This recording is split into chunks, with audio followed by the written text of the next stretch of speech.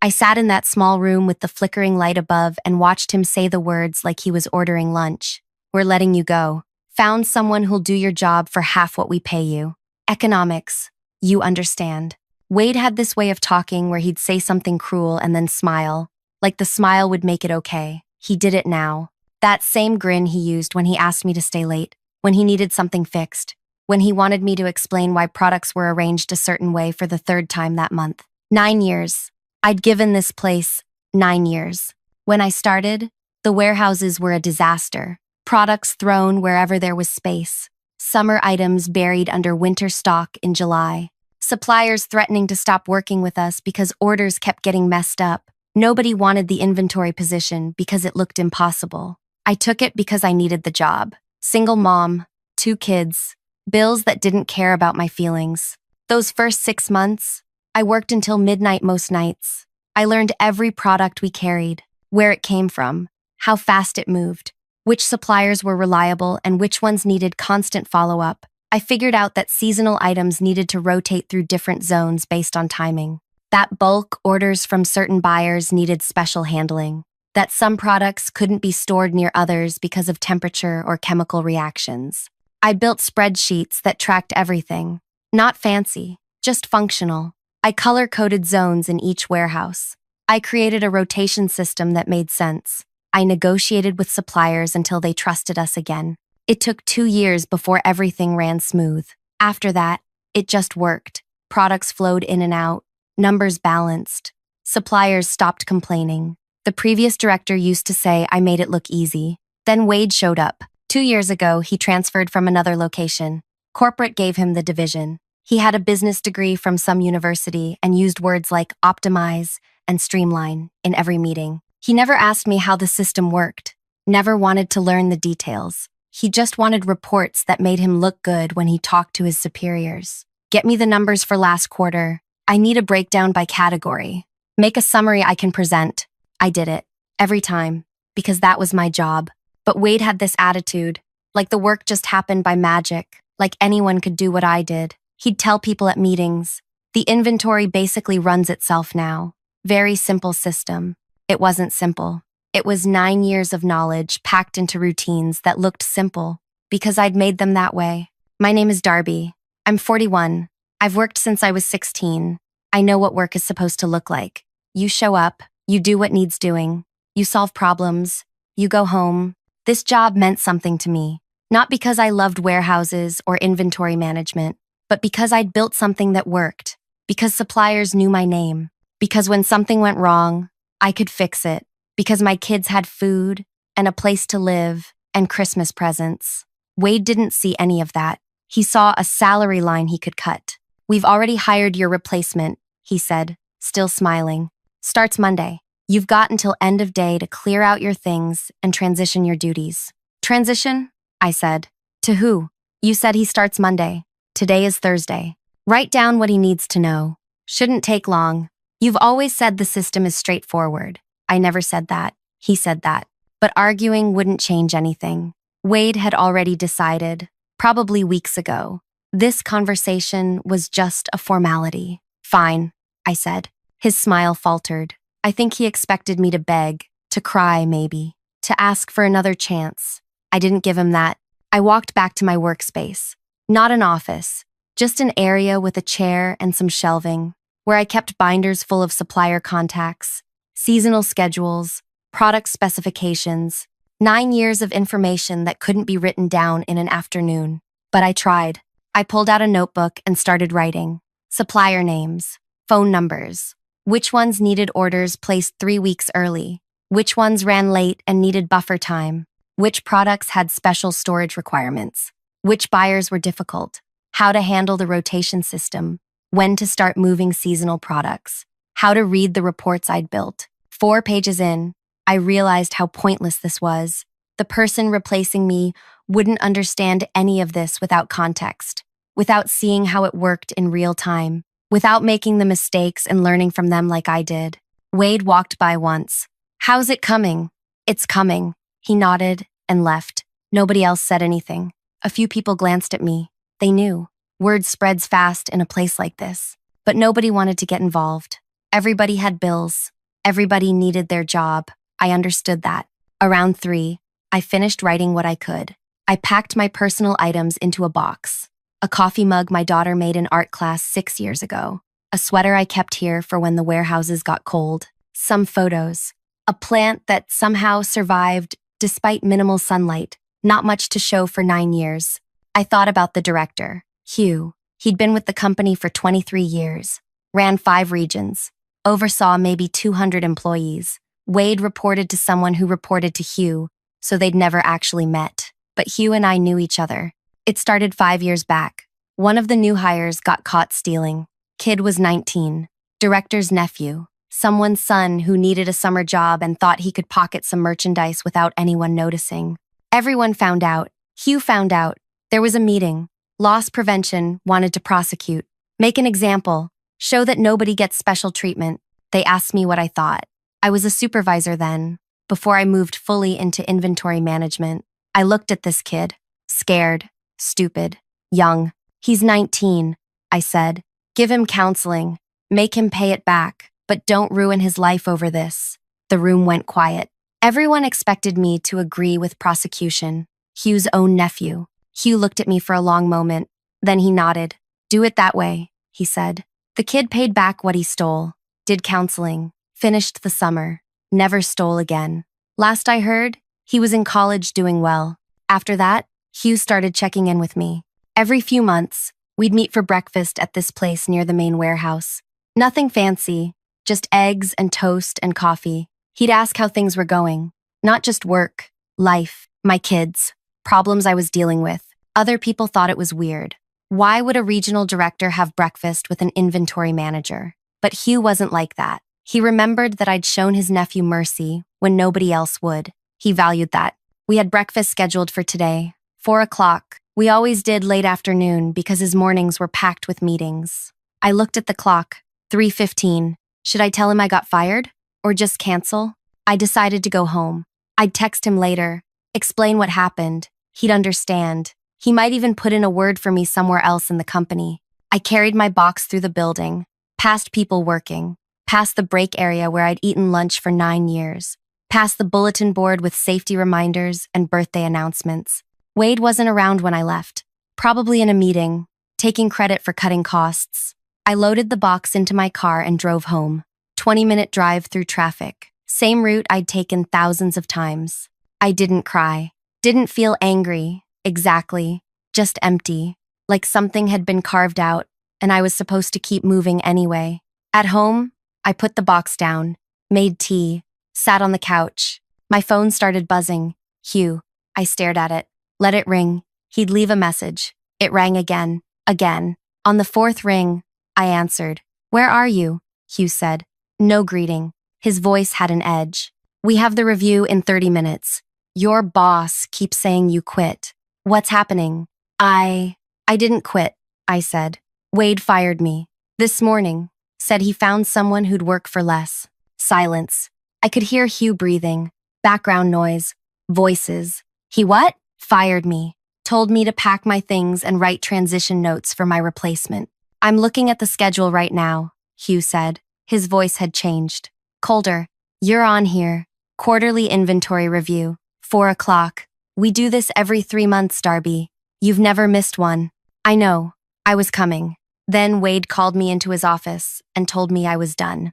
More silence. Then, stay near your phone. He hung up. I sat there holding my tea. It had gone lukewarm. Outside, I could hear kids playing. Someone mowing a lawn. Normal sounds. Normal day for everyone else. My phone buzzed. Text from Hugh.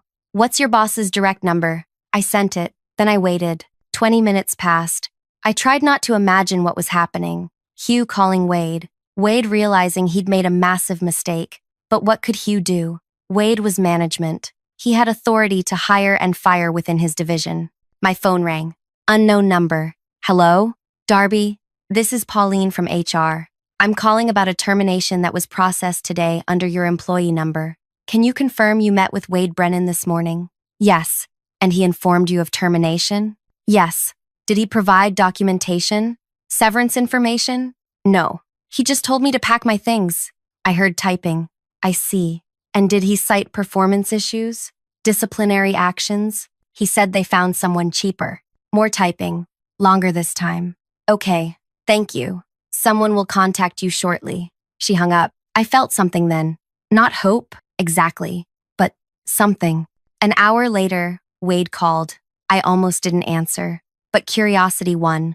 Darby. His voice sounded different. Tight, like he was forcing the words out. There's been a misunderstanding. We need you back. Immediately. I said nothing. There was a communication issue with HR. Your termination wasn't properly authorized. We need you to return tomorrow morning. When? What happened to your better candidate? I said. That fell through. Look, this was a mistake. We value your contributions. You're essential to operations. Essential. He'd never used that word before. Never used any word that suggested I mattered. The director wants the inventory reports, Wade continued. For the review. You have all the data. Nobody else can pull it together in time. Nobody else. Because he'd fired the person who knew how. I'll think about it, I said. Darby, please. I need an answer now. We have obligations. Contracts. The quarterly review is critical for regional planning. You didn't care about that this morning. I made an error in judgment. It happens. But we can fix this. Come back. We'll discuss a raise. Better benefits. Before I continue further, thank you for listening to my story. I know you could be doing anything else right now, but you're here with me. Drop a comment and let me know where you're listening from. I'd love to know this story is reaching people everywhere. Now, let me tell you what happened next. I didn't go back that day, or the next. I let Wade sit with his mistake. Hugh called me that evening. I want you to understand what's happening, he said. I didn't fire Wade. I'm not transferring him. I'm doing something else. What? Promoting him. Effective immediately. He's personally responsible for all 3 warehouses. Direct oversight. No support staff. No transition period. Every decision goes through him. Every mistake falls on him. And he needs to produce the quarterly reports you usually handle. By himself. I didn't know what to say. He told corporate anyone could do your job, Hugh continued. So now he gets to prove it. He wanted to cut costs? Fine. He can manage the system himself and save your salary. Hugh, that system took me 9 years to build. He doesn't know how it works. I know. He's about to learn that. What about the warehouses? The operations? They'll survive. Might get messy for a while. But Wade made a decision that affects my region. He eliminated someone critical without consulting me, without understanding what he was losing. That has consequences. After Hugh hung up, I felt strange. Not happy. Exactly. Not satisfied. Just aware that something had shifted. Wade called me 6 more times that night. I didn't answer. The next day, I got a call from someone at the main warehouse. Trent. He worked shipping. Hey, is this Darby? Listen, I know you're not here anymore, but we have a problem. There's a shipment of winter gear that needs to go out today, and nobody knows where it's stored. Your boss is tearing through Zone C, but I'm pretty sure that's summer inventory. It's in Zone A, I said. Back corner, yellow labels. Thank you. He's been looking for 2 hours. Trent hung up. 20 minutes later, another call. Different warehouse. Supplier delivery came in wrong. Products they didn't order. Nobody knew who to contact to fix it. I walked them through it. Then another call. And another. Wade's voice got more desperate each time. Please. Everything's chaos. Nothing's where the reports say it should be. Suppliers are calling about missed orders. The replacement you mentioned? He quit. Walked out after 4 hours. Said the job was nothing like I described. What did you describe? Data entry. Simple inventory tracking. I didn't know it was this complex. You made it look easy. That word again. Easy. You never asked how it worked, I said. You just wanted it to work. I'm asking now. Come back. Name your price. I thought about it. Going back. Taking the raise. Returning to something familiar. But I'd spent 9 years building a system for someone who didn't value it, who thought I was replaceable, who smiled while he fired me. No, I said. Darby, please. The regional review is in 2 days. Hugh is demanding full reports, supplier analyses, zone efficiency breakdowns, product movement tracking. I don't even know what half of that means. You should have learned when you had the chance. I hung up. Over the next week, I watched from a distance as everything unraveled. Friends still working there would text me updates. Products getting shipped to wrong locations. Seasonal items sitting in zones where they'd degrade. Suppliers threatening to drop contracts because orders were chaotic. Wade was working 16-hour days trying to fix it. He'd call me at midnight, voice raw from exhaustion, begging for help. I'd answer sometimes, give him small pieces of information, enough to keep things from completely collapsing, not enough to save him. Hugh called once during that week. "You doing okay?" "Yeah, I know this situation isn't ideal. The warehouses are struggling, but Wade needs to understand what he threw away, what you built. Some people only learn through consequences. What if he doesn't figure it out? Then we'll make other arrangements. But that's not your problem anymore. You gave 9 years. You don't owe us anything else." He was right. I didn't. I started applying to other positions, different companies, different industries, places where inventory management mattered, where experience counted for something.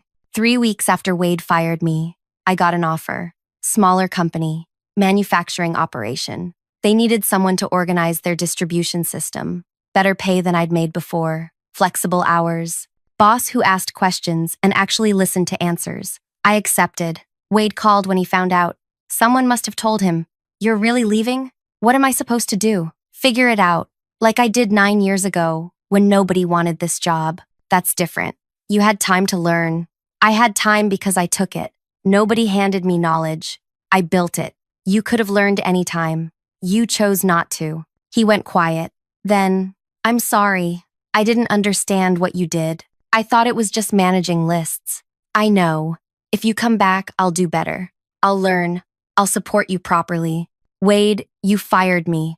You looked me in the face and said you found someone better. You can't unfire that. You can't take back showing me exactly how much I meant to this place. It was a business decision. Everything's a business decision until it affects you personally. Now you're living with yours. I hung up, blocked his number, started my new job the following Monday. I heard later that Wade lasted another month before Hugh finally removed him. Not fired, transferred to a smaller location, single warehouse, no direct reports, essentially demoted while keeping his title. They brought in someone new to run the division, someone who understood operations, who spent the first month just learning the system I'd built, talking to suppliers, understanding why things were arranged certain ways. That person called me once. "I'm trying to untangle what's here. Your notes help, but there's so much institutional knowledge that's just gone. How did you keep all this in your head?" 9 years of showing up, I said. 9 years of showing up. 9 years of fixing problems nobody else wanted to touch. 9 years of learning what worked and what didn't. She thanked me, said if I ever wanted to consult, they'd pay well. I told her I'd think about it, but I didn't want to go back. Not even as a consultant. That chapter was done. My new job felt different from day one. The owner, a woman named Bree, walked me through the facility personally, showed me every area, introduced me to every person, asked me what I needed to succeed. "Time," I said. "Time to learn your products, your suppliers, your processes. This won't be instant." "I know," Bree said. "That's why we're hiring you. We need someone who understands this takes work." It was refreshing. Being treated like my knowledge mattered, like experience was valuable instead of expensive. The facility was chaos when I started. Not as bad as my old warehouses had been 9 years ago, but close. Products scattered, no clear organization system, suppliers frustrated by constant ordering mistakes. I'd seen this before. I knew how to fix it. I started the same way I had years earlier, learning every product, talking to everyone who worked there, understanding the flow, where things came from, where they needed to go. What slowed the process down? Took me 3 months to build a working system, color-coded zones, rotation schedules, supplier relationships rebuilt, reports that actually tracked what mattered. Bree checked in regularly, not hovering, just present. "How's it going? What do you need? Any obstacles I can remove?" That's what good management looked like. Someone who understood that helping employees succeed was how you succeeded. Meanwhile, I heard stories from my old workplace, through friends still there, through industry contacts, through the occasional message from someone who had my number. The new division manager was struggling, not because he was incompetent, but because rebuilding what I'd spent 9 years creating was nearly impossible. The institutional knowledge was gone. The supplier relationships had been damaged during Wade's chaotic month. Trust took years to build and moments to destroy. Products were moving again. Orders were getting filled, but it wasn't smooth. It wasn't efficient. It was functional at best. One of my old supplier contacts called me, guy named Roland. I'd worked with him for 7 years. He provided seasonal merchandise, outdoor equipment, camping gear, holiday decorations. Your old company keeps messing up orders, he said. Wrong quantities, wrong timing. I've tried working with their new person, but it's not the same. Any chance you'd consider coming back? I'm not going back there, Roland. What if I move my contract to wherever you are now? Would your new company be interested in seasonal merchandise? I thought about it, talked to Bree. She was interested. We worked out an arrangement. Roland shifted a portion of his business to us. Then another supplier did the same, and another. Within 6 months, my new company had picked up 4 major suppliers who'd previously worked with my old employer. Not because I asked them to switch, but because they valued reliability. They valued relationships, and those relationships had been with me, not with the company. Hugh called me around that time. You're stealing our suppliers. I'm not stealing anyone. They're making business decisions, just like Wade did when he fired me. Hugh laughed. Actually laughed. Fair point. How's the new place treating you? Better. Good. You deserved better than what happened. I'm sorry it took Wade's stupidity for you to find it. You could have stopped him. I could have, but you would have stayed in a place that didn't value you. Sometimes the worst thing that happens to us is the push we need towards something better. He wasn't wrong. I'd been comfortable at my old job. Not happy, not fulfilled, just comfortable, familiar. I probably would have stayed another 9 years, building systems for people who didn't appreciate them. Getting fired hurt, but it freed me. My kids noticed the difference. Not just the better pay, though that helped, but my mood, my energy. My daughter Riley said it one night at dinner. You seem lighter, Mom. Lighter. Like something heavy isn't sitting on you anymore. She was 14, too perceptive for her own good. But she was right. I'd been carrying weight for years. The weight of being undervalued, of working harder to prove I deserved to stay, of making someone else look good while staying invisible myself. That weight was gone now. Work became something I did instead of something that drained me. I solved problems, built systems, trained new employees properly, had conversations with management where my input mattered. About 8 months after I started my new job, Bree called me into her office. We're expanding, opening a second facility across town. I want you to oversee inventory for both locations. Build the new system from the ground up. Train someone to help you manage it. It was a promotion. More responsibility. More money. More recognition. I'm in, I said. You don't want to think about it? I've been thinking about it since I walked in here. This is exactly what I want to do. Building the second facility system was satisfying in ways I couldn't fully explain. Like creating something from nothing. Knowing it would work because I understood what made systems work. I hired an assistant, young guy named Carlos, 23, eager to learn, asked questions constantly, wanted to understand not just what to do but why. Training him reminded me of training myself 9 years earlier, showing him how products moved, why certain items needed specific storage, how to read supplier patterns, when to anticipate problems before they happened. He absorbed everything, took notes, made mistakes, and learned from them. Within 6 months, he was handling daily operations while I focused on bigger picture planning. That's what succession should look like. Not firing someone and hoping their replacement figures it out, but deliberately building knowledge, passing it on, creating systems that survived beyond one person. My old workplace never called me again after that first conversation with the new division manager. I heard through the grapevine that they'd stabilized. Not great, not back to what it was, but functional enough to keep operating. Wade disappeared from my radar entirely. I didn't ask about him, didn't look him up, didn't care. Some people thought I should feel triumphant, like I'd won something, but it didn't feel like winning. It felt like moving forward, like leaving behind something that didn't serve me and finding something that did. One afternoon, about a year after I'd been fired, I was in the new facility checking a shipment when my phone rang. Unknown number. I almost didn't answer, but something made me. Darby? This is Glenn. I don't know if you remember me. I worked in receiving at your old job, Zone B warehouse. I remember. How are you? I'm okay. Listen, I'm calling because I'm leaving the company. Found something else. And I wanted to thank you before I go. Thank me? You probably don't remember, but 3 years ago, I made a huge mistake. Mixed up 2 shipments. Cost the company thousands. I thought I'd be fired. You came and found me in the loading area. I was panicking. You said, mistakes happen. Let's fix it. You stayed 4 hours after your shift helping me sort it out. You never told anyone it was my fault. You took responsibility in the report. I did remember. Vaguely. It had seemed like the right thing to do at the time. Glenn was a good worker. One mistake didn't define him. You didn't need to call, I said. But I appreciate it. I needed to. Because when you got fired, I felt sick. We all did. You'd helped so many of us over the years. Fixed our problems. Covered our mistakes. Taught us how to do things right. And the company just threw you away like you were nothing. Glenn, let me finish. I wanted you to know that we noticed. We remembered.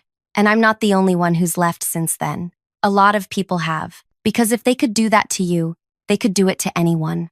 You showed us how we deserved to be treated. And when they treated you like that, it opened our eyes. After Glenn hung up, I sat in my car for a while, thinking about what he'd said. I'd never considered that my firing affected other people, that it sent a message beyond just me losing a job, that it showed everyone else exactly how much loyalty meant to that company. Over the next few months, I heard similar stories, people reaching out, thanking me, telling me they'd moved on to better situations. Some had taken positions at my new company. Others had found different paths entirely. It was strange. Being fired had felt like an ending, like failure, but it had actually been a catalyst, for me, for others, for change that needed to happen anyway. Bree mentioned it once. You know, we've hired 5 people from your old company in the past year. They all say the same thing, that you showed them what good work looked like, that they wanted to work somewhere that valued that. I didn't know what to say to that. You built more than an inventory system at that place, Bree continued. You built a standard. People saw how you worked, how you treated them, and when the company failed to meet that standard, they left. That's leadership, Darby, whether you meant it to be or not. Leadership. I'd never thought of myself that way. I was just someone who showed up and did the work, who helped when people needed help, who tried to do things right. But maybe that was leadership, not titles or authority, just consistency, integrity, treating people like they mattered.